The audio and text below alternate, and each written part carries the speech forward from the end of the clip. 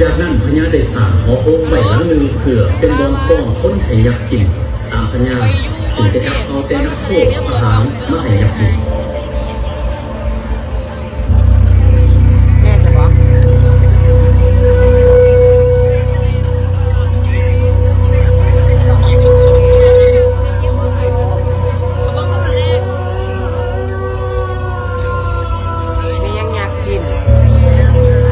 เวลาผ่านไป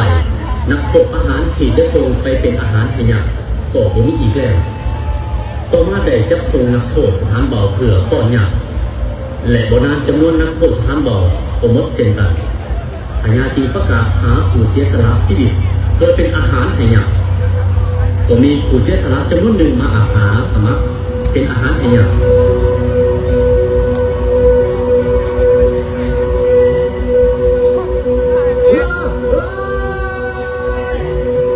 ในที่สุดอาสาสมัครผู้เสียสละชีวิตก็หมดเมื่อบ่มีอาหารให้ยักษ์จึงเดือดร้อนทั้งพญาหากมีคนไปป้อนเป็นอาหารให้กับยักษ์บ้านเมืองจะถูกยักษ์ทำลายเสียหายพญาได้แต่ต้องว่าต้องได้เหตุการณ์จับสลากหากถึงคนไหนคนนั้นต้องเสียสละให้ยักษ์กิน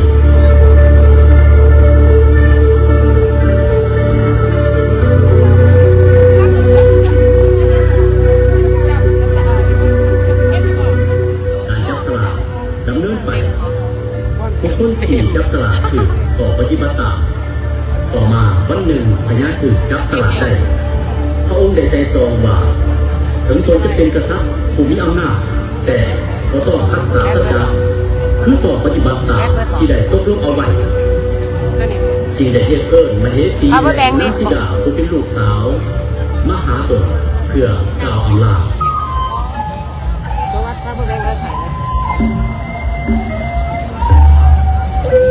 ภาษาเด้อ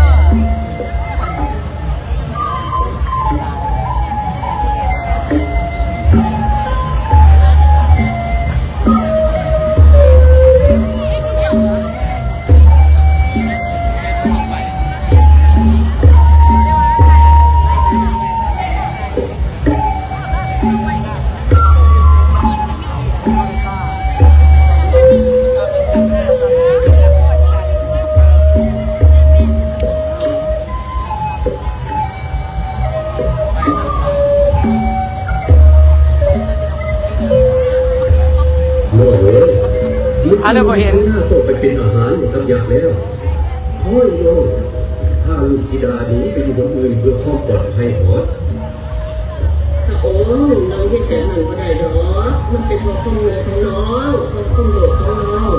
ที่เด็กเราทำมาเลี้ยงคือเด็กที่อยากทำผิวเมื่ออื่นเราจะอาสาจะเป็นอาหารให้กันเอง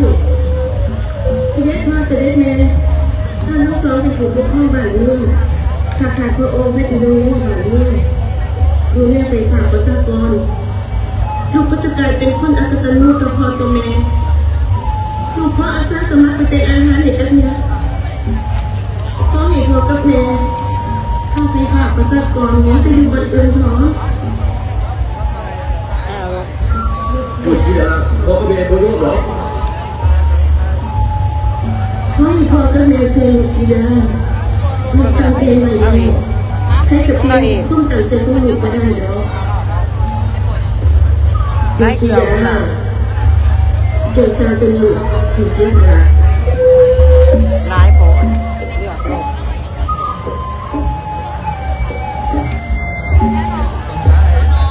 อประกาศว่าใครสามารถทายาทตัวนี้ได้เขาจะยกนางสีดาให้เป็นเมียและจะยกสมบัติให้ครั้งหนึ่ง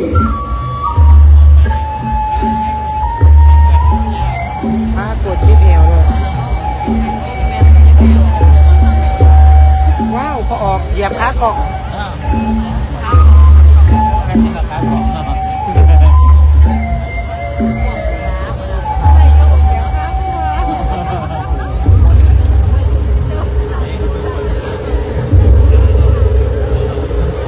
นุ่นนอกพันแสดงเนาะเป็นเทียบกับแอวผู้ชมด้วย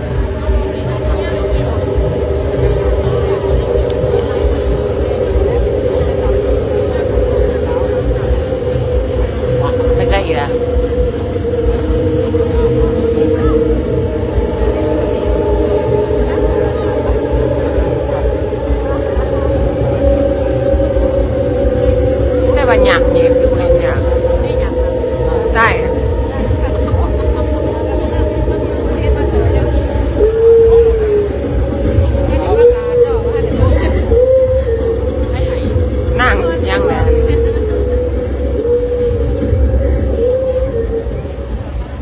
คือแห่งการเสียสละของนางสีดา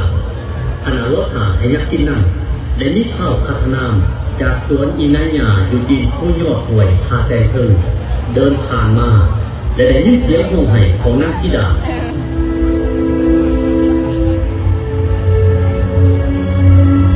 โอเพเข้มนางเอก มันเลยกันยังมาเอาเป็ดไปกินเป็นอาหารหัวมันก็ต้องอยากของเจ้ามาแล้ เสียว งเสียง ตัวเอง สมกับความอยากยามาออกไปกิน ไปกิน จ้า ข้าวข้าวน้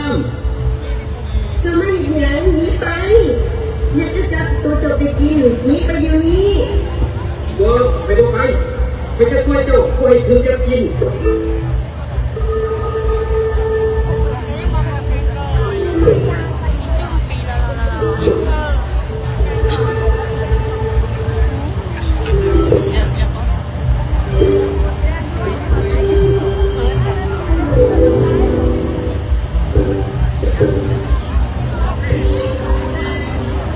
ข้าวคัดน้ำก็ตะลึงซึ้งใจในความงดงามของนางสีดาเขาทั้งสองสักถามความเป็นมาว่างจาและเกิดความหักใครต่อกันนางสีดาได้ตัดทรงทางกระซ้าผักหรือผ่าเบียงผู้ตนให้เป็นที่ระลึกแก่คัดน้ำบอกลึกเสมอว่าตัวจะต้องตายในเวลาอันแสนนี้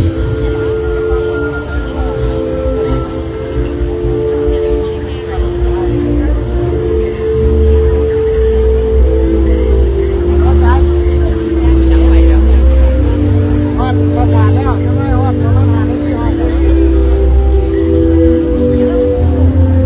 เอ๊ะว่าไง ม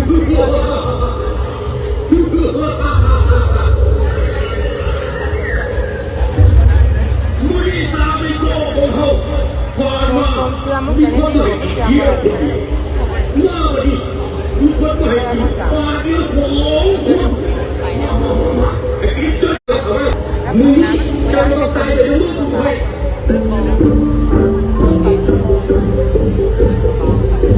ข้าวคัดน้ำได้เขาก็สู่กำหยัดด้วยข้อหลักฐานโดยประเด็นญาติตัวอำนาจของหยัด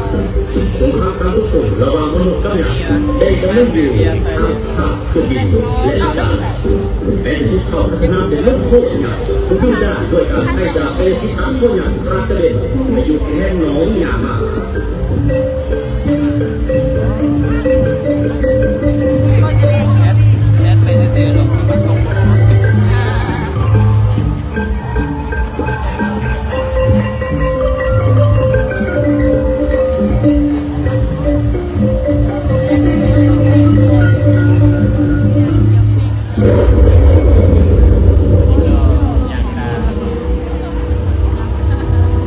ตายก็ตายในรถเนี่ยผู้นี่สิตายก่อนยักษ์ คนหายาให้มาแต่มาพบเห็นยา เจ็บเอวก่อนยักษ์เลย และข้าวแรงกลับขึ้นไปยังโค้งพญาและกลับขึ้นพญาบ่าเขาเจ้าได้ขายักษ์ตายแล้วถิ่นหัวไปยุงน้องหยามา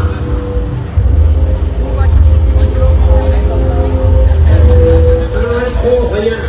ขนมเด็กหายอยากตายตัวนี้ขนมเป็นตาหัวอยากตายแต่แค่หนูของหยามาโอ้เสื้อพญาไปช่วงคออันนี้แม่หมอทำเสียนะท่านเห็นหัวยาผู้ชายคนที่ป้าไว้แค่หนองหยามาแม่หมอโอ้ยกระโดดเห็นหัวยาที่แค่หนองหยามาเป็นแบบนั้น ขอหนังกัน เขาจะยกนางสีดาลูกสาวของเขาให้เป็นเมียของเจ้าแล้วจะยกสมบัติให้เขานุ่ง ยิบได้แล้วมั้งยิบตายก่อนยักษ์ ซาคุรีบนเลยต้องที่ขายอ่ะลงไปบนย่อเป็นเมียซาที่หลอกมองก็มีเด็กค่ะ จากคำปฏิเสธของนางสีดาว่าทรายคนหาหยาให้มาโมเมนต์กูขาหยาและนางก็ไม่ยอมเป็นเมียของทรายขนาดเด็ดขาดพญาจีได้ประสาให้ทุกภาษาไว้เป็นปีสี่คูของนางสีดาผมเปล่าประกาศให้ครูกาได้มาเสนอตัวเพื่อเป็นครูฟองกับนางสีดาบรรดากระบวนสร้างมาของสร้างหัวเด็กคิดกับเมืองต่างก็ไฟฝันเดินทางมาเที่ยวเลี้ยงหัวประสาทจนได้สื่อเป็นน้องเบี้ยนมาถึงทุกวันนี้แต่แล้วเขาก็เห็นครูกามาเสนอเป็นครูฟองกับนาง ฝ่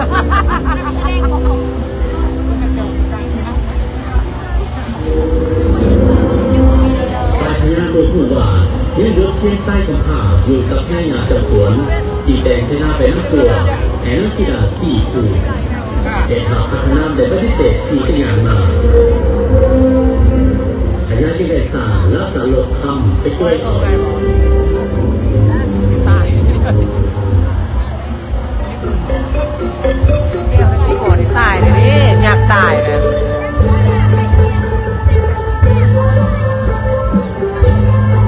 ต้นเป็นต้น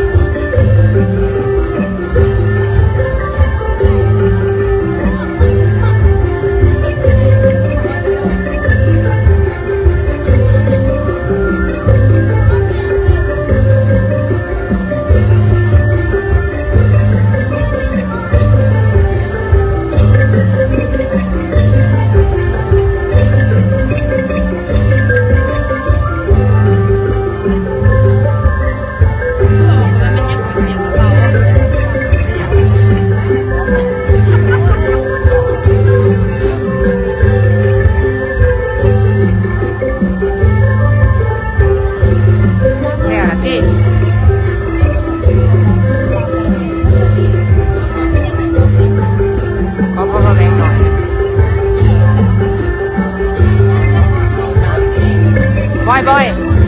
เขาไปแบงตัวนิดหน่อยอยู่แต่ได้ดีบ่เขาไปแบงตัวจะให้ทำไมก่อยน้ำก่อยบ่คือบ่เห็นคนนักศิลาเนี่ยเห็นนักศิลาตัวซีเจแสดงหลักฐานให้บิดาของตัวทักษะว่าในไส้ถูกขาย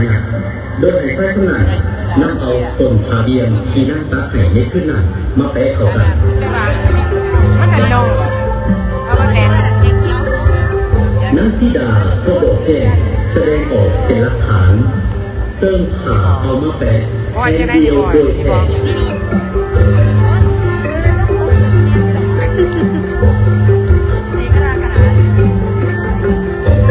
ไฮโซน้องก็มึงนะ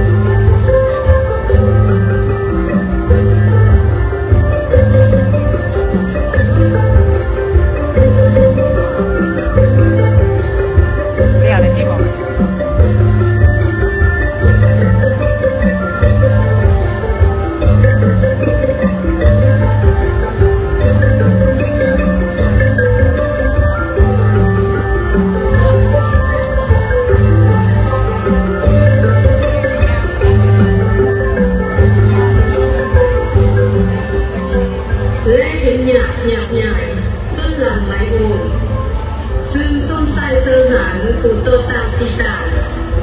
ที่เห็นม้วนมั่นหายว่าสิว่าหมดหมดเข็นขวนท้ายขาเกียร์สบายเผ่าทั่วเมืองเสียงสลองกองกองมนาดมาโมลีปีคุยแค่ขับขานสื่อทรงไส้กาปวกประสาส้นหอกเนื้อมันนวลสื่อเหมือนนายขึ้นเพชรเปื่อยอารุ่นเจ๊สมแสงนั่นแล้ว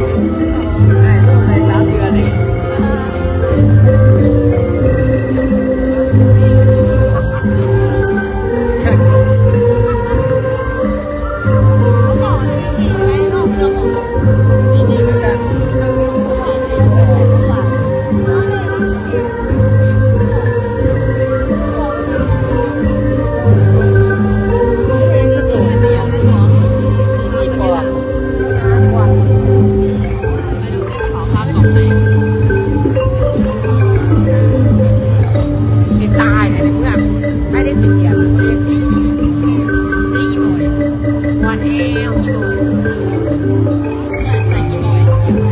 โอ้ยอยากเห็นน้ำแล้วมันกระเด็นออกมาดู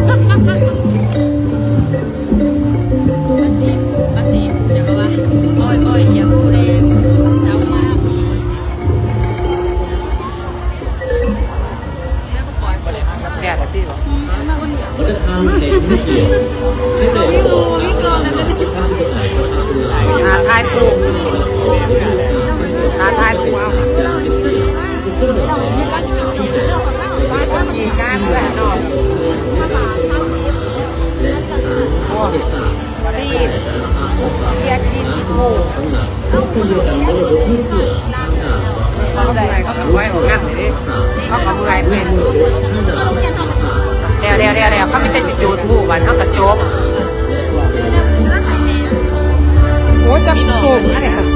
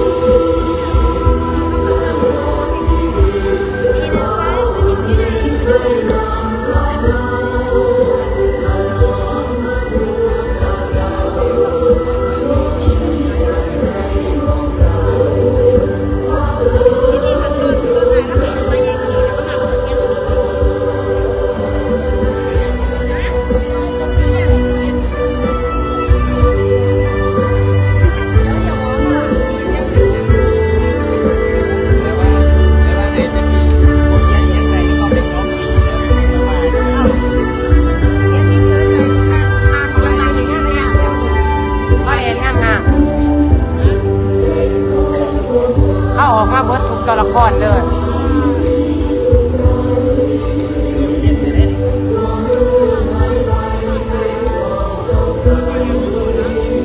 อันนี้ก็เฮออกมาเนี่ยว่าเราลุกโลกว่าเราเล่นเลย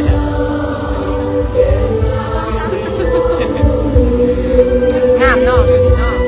เขาต้องไล่มาอ้วนแล้วเขาจะขึ้นอะไรพวกขาวว่าพวกขาว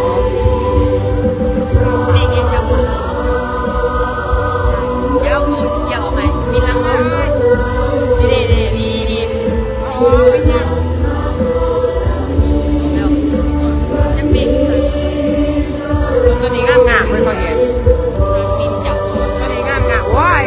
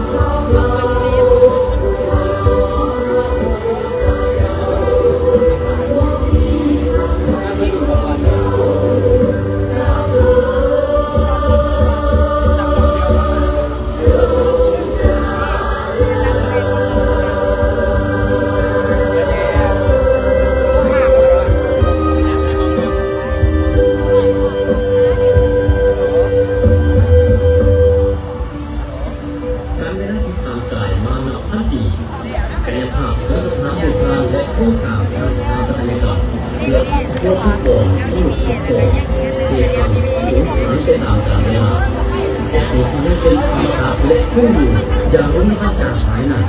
เพื่อความมีคุณค่าทางด้านมรดกวัฒนธรรม กำลังเหยียบขาตกไปเด้อ อาจารย์วิรัตสมชายขาตกของสงฆ์ของสถานที่อันน่าสนใจหลายเส้นทางเพื่อทางของหรือต้นทางโดยเห็นถึงคุณค่าและที่หมายสำคัญขึ้นดังกล่าวรัฐบาลสาธารณรัฐประชาธิปไตยประชาชนลาวก็ได้เห็นข้อสำคัญของบ้านนโยบายในการปกป้องอนุรักษ์และป่าสาเมื่อองค์กรของศาสตร์ในที่อยู่ตลอดมาและในปี2001องค์การเพื่อการศึกษาวิทยาศาสตร์และวัฒนธรรมขององค์การสหประชาชาติหรือยูเนสโกได้จดทะเบียนเข้าสถานองค์การรับผู้เข้าพื้นที่วัฒนธรรมจักรพรรดิของในประเทศมรดกโลกทางด้านวัฒนธรรมรวมไปที่โดดเด่น3ประการคือ 1. คุณภาษาที่หลวงปู่ในหลักฐานที่โดดเด่นของไทยของอุทัยในระหว่างศตวรรษที่7ถึงศตวรรษที่14ในพุทธศักราช 2. เป็นหลักฐานพิสูจน์ให้เห็นจากเดชที่ด่านบทที่คณิตศาสตร์และการขึ้นเครื่องออกแบบสิ่งที่นักภาษานั้นมีแค่คนรวมกับภาษาที่สวยงาม 3. ที่ภาษาเป็นภาษาเดิมในเครือเทนีแม่แสดงถึงศาสนาฮินดูแสดงถึงสายเพื่อระลึกกับภาษาที่ภาษาบรรยายจากสายนามของอาภิภูในการออกแบบซึ่งเลือกและผู้ปฏิบัติวิธีการโดยแต่ในที่สังเกตที่สุดเป็นผู้บริหารและศรัทธาให้กับต่อศาสนาทั้งหมดนี้คือความภาคภูมิใจในเกียรติศักดิ์ศรีของผู้เป็นสาวลาวที่แสดงให้ชาวโลกรับรู้ว่าสาวลาวเป็นศาสตร์หนึ่งที่มีประวัติศาสตร์อันยาวนานมีอารยธรรมมีวัฒนธรรมอันสูงส่งเป็นเอกลักษณ์ควบคู่กับความเป็นศาสตร์ตั้งแต่อดีตจนตราบเข้าถึงปัจจุบันจนเป็นที่น้อมรับต่อคุณค่ามรดกต่างๆในการเป็นมรดกแห่งโลกอย่างหลากสรรเสริญ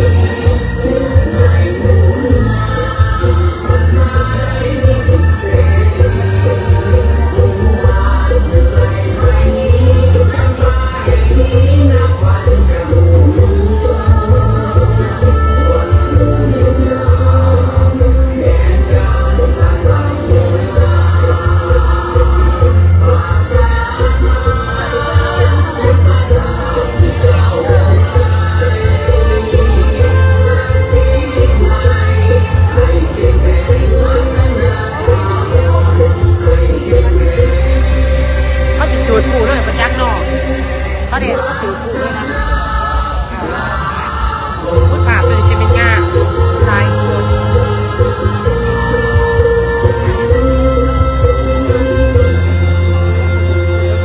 ขอเสียงตบมือดังๆเป็นกำลังใจให้นักแสดง